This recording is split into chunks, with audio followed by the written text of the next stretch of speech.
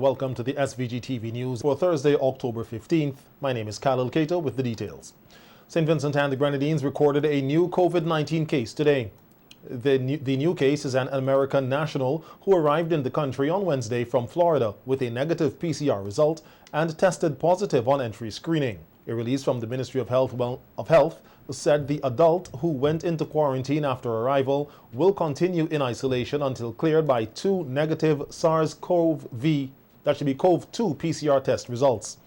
It said all of the passengers who arrived on American Airlines Flight 945 on Saturday, October 10th, were cleared by negative Day 5 PCR tests. St. Vincent and the Grenadines has now recorded a total of 65 COVID-19 cases, 64 of which have recovered, leaving 1 active case. The ministry says this new case from the USA, a country categorized as high risk, emphasizes the great importance of strict enforcing of all protocols. These include the requirement of arriving with a valid negative SARS-CoV-2 PCR test result, testing on arrival in St. Vincent and the Grenadines, mandatory quarantine in a quarantine transition hotel, and testing on day 4 or 5 of the quarantine. These protocols are designed to protect all Vincentians and to allow for relatively unrestrained daily activities. As many countries in the world are recording increased COVID-19 activity, these protocols must be maintained and adhered to. The Royal St. Vincent and the Grenadines Coast Guard Service today received the Medical Evacuation Coast Guard vessel SVG-05 Baliso from the Damen Shipyard Company in Holland. The handing over of ceremony for the vessel took place at the Coast Guard base in Caliacqua. Speaking at the ceremony, Prime Minister Dr. Ralph Gonsalves said the vessel was bought with finances belonging to SVG at a cost of $4.3 million. The vessel will be stationed in Canawan and used mainly for medical emergencies. However, it will be deployed on other emergency missions. The Prime Minister said the Baliso will not be commissioned until some changes are made, about which he has already notified the Damen Shipyard. What we are doing today, we are receiving this vessel. We are not commissioning it, because what we normally do, we receive and then we examine thoroughly before we commission, and we train before we commission. We already pointed out to them that there are a couple of things they have to come and change, because there's Damen Shipyard in Holland. They had it built in Turkey, and 1 or 2 things slipped them, but they will slip us. So we have asked them to come and correct a couple of things before we commission it. And we already sent them an email, Commander Kate, and they sent back saying yes, they come in. And they already organized how they will quarantine, and then they'll come and sort out those teething problems, those problems in a few days. They say that, but they also have to come to do the training. Coast Guard Commander Brenton Kane said the Ministry of Health floated the suggestion for a medevac vessel, as the other vessels that are being used are not suited for such emergencies. He said that after the vessel is handed over, members of the Coast Guard will be fully trained in its operation. The training of the crew is one, the commissioning of the vessel into the fleet, and the other activity will be operational deployment. The training is comprised of 3 areas. We have the online and assessment training, which is presently going on. Then the vessel familiarization will take place, followed by on-the-job training and support. The COVID environment is what caused us not really to be in phase 2 of the training at this time, because the trainer is on his way. I think he should be here today, Commander Henry. The trainer should be here today. He had to go through the COVID protocol. The commission on the vessel, once the crew has been trained and certified by the damming trainer, the vessel will be commissioned and placed into operation. Its duty will be mainly medevac, but We'll deploy the vessel on other mission as needs be. Meanwhile, Medical Officer of Health Dr. Roger Duncan has highlighted the importance of the Medevac vessel. Speaking at today's ceremony, Dr. Duncan said that in order to reduce the number and frequency of evacuations, he has requested that some additional equipment and point-of-care testing equipment be placed in the Grenadines. In the next budget, Honorable Prime Minister, we've submitted on the capital side a request for the acquisition of what we call point-of-care testing equipment. So testing equipment that would be able to help us to differentiate who's having a heart attack and who's not having a heart attack. Of course, if we're able to do that, then we could also reduce the frequency for evacuation. We have point-of-care testing in we will have point-of-care testing in most of the infectious diseases, all the way from HIV down to dengue, lepto, and so forth. We also have capacity to do basic chemistries, and the chemistry would include liver function tests, kidney function tests, among other things. So this augmentation of our ability in the Grenadines to respond to medical emergency is significantly going to help us to reduce the frequency of requests for transportation. Added to these, we also intend to put radiology services on both on Bequia and on Union Island, so basic x-rays could be had and ultrasounds could also be had. And Commissioner of Police Colin John noted that the new Medevac vessel will now significantly enhance the comfort and effectiveness of evacuating persons from the Grenadines. We have known, we have heard of stories where patients and even medical officials have been traumatized, have been significantly discomforted by having to be transported from by the Coast Guard vessels that we're using. Hence, there's no question that there's a need for this.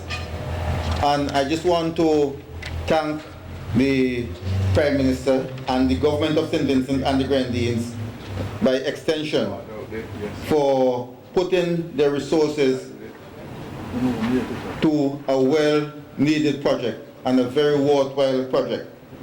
This is cogent evidence of a caring, concerned, and compassionate government.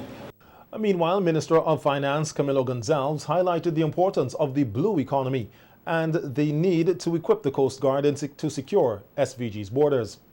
At the handing over ceremony today, Gonzalez said the seascape of this country is 2% more than the landscape, and that once the blue economy takes off, there will be a massive increase in fisheries, tourism, and exploration of marine resources. Tourism will see an exponential increase in the next 5 years. We're going that way with the exploration of our marine resources otherwise.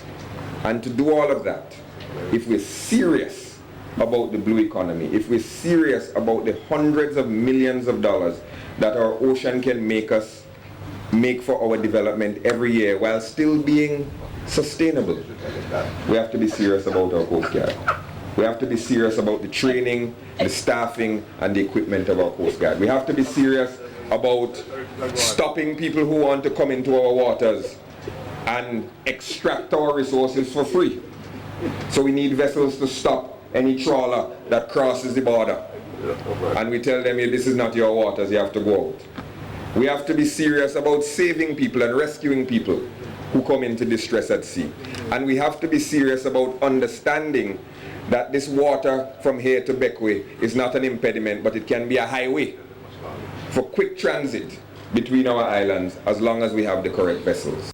The Minister of Finance said there is a lot of wealth in the ocean and noted that over the last 5 years, SVG has exported $12 million worth of fish and has seen an excess in has seen in excess of a 25% increase in fish exports.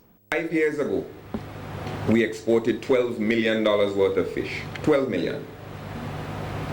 Rainforest alone is going to export over $20 million worth of fish. The facility in Bequia is already exporting millions of dollars of fish. The facility in Oya is doing the same thing. So that over the last 5 years, even before rainforest, we have seen over a 25% increase in fish exports. That is part of the blue economy, because we have abundant wealth in our oceans that we can sustainably use to develop our country. Not to take all the fish out the sea, but we can sustainably use it. But more fish being sold means more fisher folk in the water, means more fisher folk getting into distress from time to time, means a more responsive Coast Guard. So that those investments have to go in tandem. And then the Prime Minister said another important part of the blue economy. Supervisor of Elections Dora James has been explaining how the list of electors stands at 97,348 in a population of an estimated 110,000. In an interview with SVG-TV News, James said it is normal due to the hundreds of Vincentians in the diaspora, and it is likely that the number will increase given that there is continuous registration.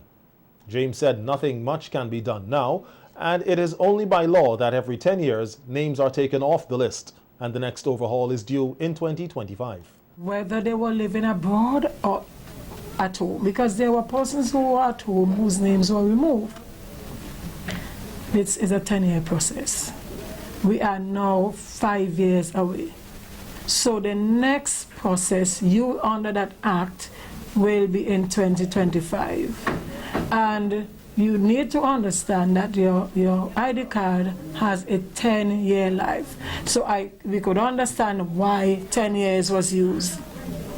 So in the next 10 years, we are 5 years into 10 years, that process will take place.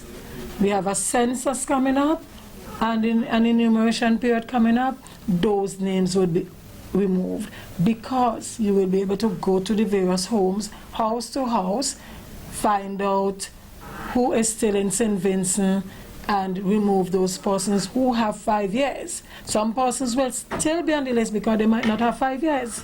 They might have 2 years abroad. They might have 3. Some persons say, I am living abroad 20 years now, my name is still on the list, and that can happen. In 2015, more than 20,000 people were taken off the voters list, which had more than 106,000 names on it. The amendment to the list that year left a total of 86,041 eligible voters. On election day in 2015, 73.4% or 65,706 persons turned up to vote. James said that continuous registration has been taking place over the last 5 years, and the numbers have quickly climbed to more than 97,000. Every week, persons come, they turn 18, some persons come back to St. Vincent and the Grenadines, their 6 months period is up and they get back on the list. Now, the number of persons who come to register are much more than those who we might have taken off or have the right to take off. And so the list will continue to climb. There are hundreds, or we could say thousands of Vincentians abroad, and a number of persons they for and against the whole issue. Once you are a Vincentian national, living in St. Vincent, living in your constituency for 6 months, you have a right to remain registered. You have a right to be registered. Additionally, you can travel. Vincentians leave here daily. COVID might have reduced the traffic in terms of flying out, migrating. But we have thousands of Vincentians, eligible voters who are living abroad. That doesn't say that all of them come home to vote. In the meantime, James said that they continue to remove persons who are deceased, as they are working closely with the Registrar's Office and the National Broadcasting Office, which has information on deaths. James added that they do face a challenge, and persons have also requested that some names be removed as they have to provide relevant documents. I have family members, sometimes they come in and they bring in a death certificate, but our main authority is the civil registry, and we will take those names off. Now, sometimes people say, but I see a name that is still there. this person passed at X time. We still have to confirm with the registry. And you must understand that, and I continue to say this, sometimes there's a name that should be removed, but it doesn't correspond with the name that we have. And we need to understand that, because sometimes, remember we started birth certificate some time ago, but before that, persons were just registering their name. My name is Mary, whatever. When they turn up and start producing a birth certificate, their name was not Mary. Mary was a plain name that they used throughout school. And they might have registered that. We have to make that linkage before we can do that. The economy of SVG has gone through tremendous transformation under the Unity Labour Party administration. So says party leader and Prime Minister Dr. Ralph Gonsalves during an interview on the campaign trail in South Rivers yesterday afternoon. PM Gonsalves said his government was able to manage the fallout of the COVID-19 pandemic due to strong policies and programs. So that a lot of activities taking place internal in the economy. And we are even doing some trade with Barbados and with Trinidad. And where that is missing, we got other resources, and we're doing our love boxes, buying from the farmers, so the farmers making $1 and all our very special programs. We just extended the payments to the end of December for the sailors, for the persons who are unemployed. We extend the payments. Up to the 9th of October is nearly $6 million we paid out to them. You know, we have just started 2.5 million cleaning up program to help with the COVID, to help to, not the COVID, the dengue. We just give a 2-point-something% relief to $1 million relief to students in respect of the interest for this year. Prime packages still. The prime packages, they all, you know, we are doing the totting up the beneficiaries under our policies and programs during COVID, specific ones, among to about 25,000 people.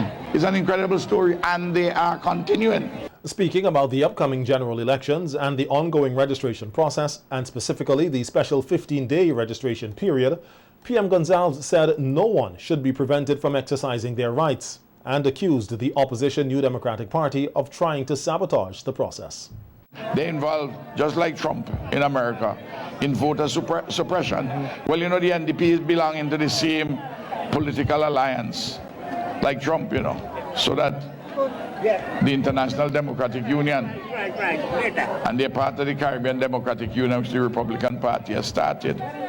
So I'm not surprised they're from the same playbook, financing, of course, by all of that operation, by the mind benders, and people who want to buy, people who want to sell our passport and sell our citizenship. It's a dastardly thing. It is dastardly, absolutely dastardly. But that gives you an idea as to how desperate they are. But they will discover on election day. They're going to get one shock here. Leacock, I'm telling you, is going to get a shock, and Cummins is going to get a shock too. It's all 13 on the mainland, you know. I am telling you, it's all 13.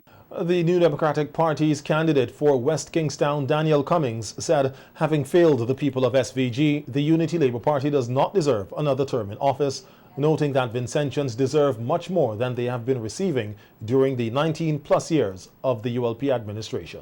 It tells you, one nation, repeatedly, one nation, one people, one Vinci.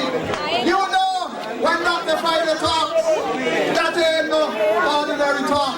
That comes from the heart. On November 5th, get up early, go to the poll, and then look around your neighborhood and see who hasn't gone yet. Get them a ride, carry them, encourage them, and do your duty, because it's your children's future at stake. It is your children's future at stake. You want a government that you can trust. Speaking yesterday at a virtual party meeting, Cummings said an NDP administration will create employment opportunities for all those who want to work, and these jobs will be sustainable.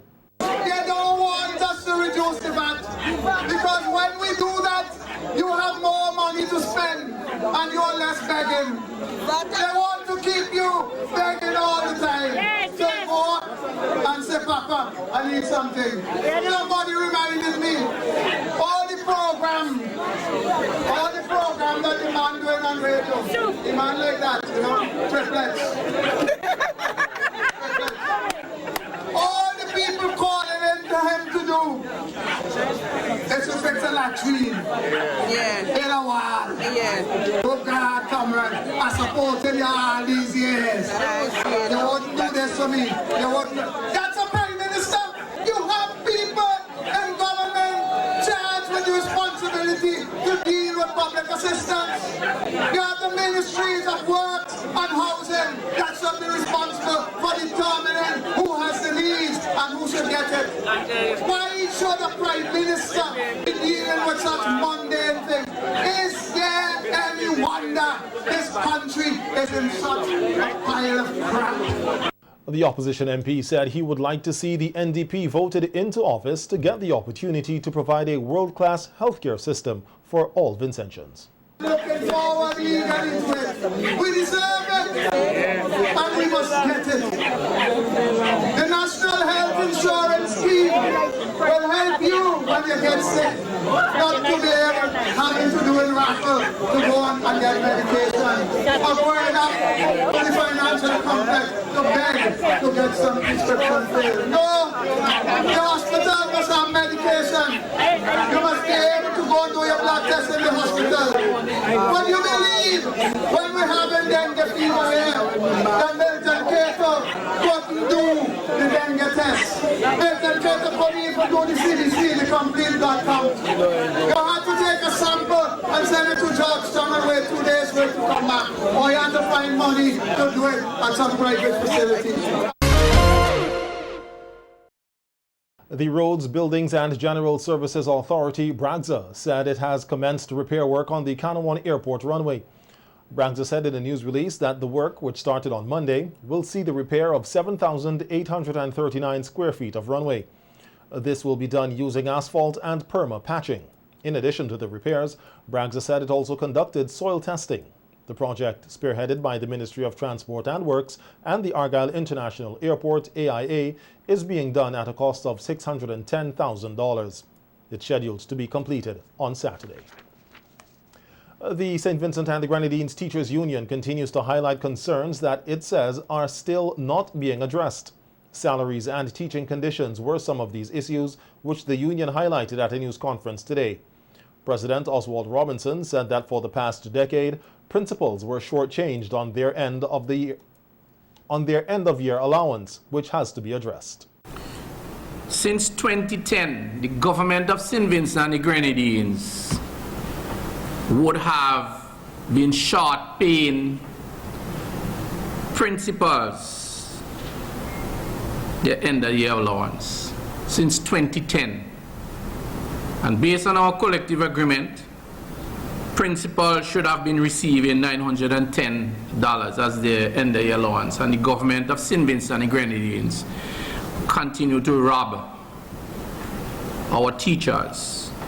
And this is a serious matter. Also, one of our colleagues, who is the General Secretary of the Teachers Union, Sister Catherine, never ever received a hard area allowance under this government. Since 2010, she worked at the Union Island Secondary School for about approximately 4 or 5 years. Robinson said that the collective agreement, which was signed 15 years ago, saw teachers benefiting in a number of areas. However, the government did not sign the last agreement, and it is time for a new agreement to be negotiated. That in 2005 we signed a collective agreement, and you hear the government tooting about the 100% mortgage. That is our thing. We signed that in 2003 collective agreement with election leave, an increase of maternity leave up to 3 months with full pay, and a lot of other benefits for our teachers. The tax threshold also, that was risen. Okay? We have written to the authorities to begin negotiations of a new collective agreement. We negotiated in 2013. The government refused to sign because their eyes were now opening that they would have signed on to the election leave. They call it aspirational. So they refused to sign when we negotiated in 2013. The president said that they froze salary increases for 2 years, and in a time of a pandemic, it is worrying. At a time like this, when COVID is impacting economically on our teachers and our members, a time when everybody wants a stimulus package, public servants in this country, the salaries have been, increasing salary would have been frozen. That's ironic. Everybody is crying out for money, but teachers' salary would have been frozen.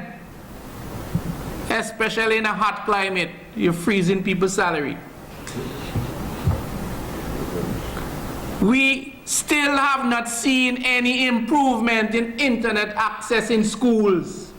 And that was one of the recommendations which were given by many stakeholders in education. Robinson added that teachers have been working in poor conditions. And the Industrial Relations and Research Officer, Andrew John, who has been visiting and assessing schools, said that on the Grenadine Islands of Mairo and Union Island, the conditions are heart-wrenching. An old, broken down cottage, if you may call it that. And he has to be blocking it off with fencing wire, like a mesh wire, to prevent animals from going on the way he is stationed. He had to nail up some board to prevent water from getting in. It's really, really deplorable. I didn't expect when I got there to see that kind of existing building still. This being the 24th century and all, right? We also went to a school in Union Island that is operating out of a resource center. And that has been going on now for a number of years. Brother Robinson will give you the exact date when that school was taken out of the building that housed the school itself, and moved to a resource center. The conditions there, for one, the students are cramped because the building is not equipped to house the amount of classrooms that exist. Secondly, the roof is very low, and you know the Grenadines is a hot place. On Monday, the Republic of China and Taiwan handed over a cash donation of $173,000 to the Ministry of Health, Wellness and the Environment for a capacity building project for the prevention and control of diabetes. The funds were handed over during a brief ceremony at the Ministry of Health and will be used to train local health personnel to strengthen their capacity in diabetes prevention and control. The donation will also be used to support an intervention study to evaluate the efficacy of a small management education program under the Diabetes Prevention and Control Project. The ministry said through this and other previous donations, it is able to significantly further enhance its capacity for diabetes prevention and to control to benefit citizens of SVG.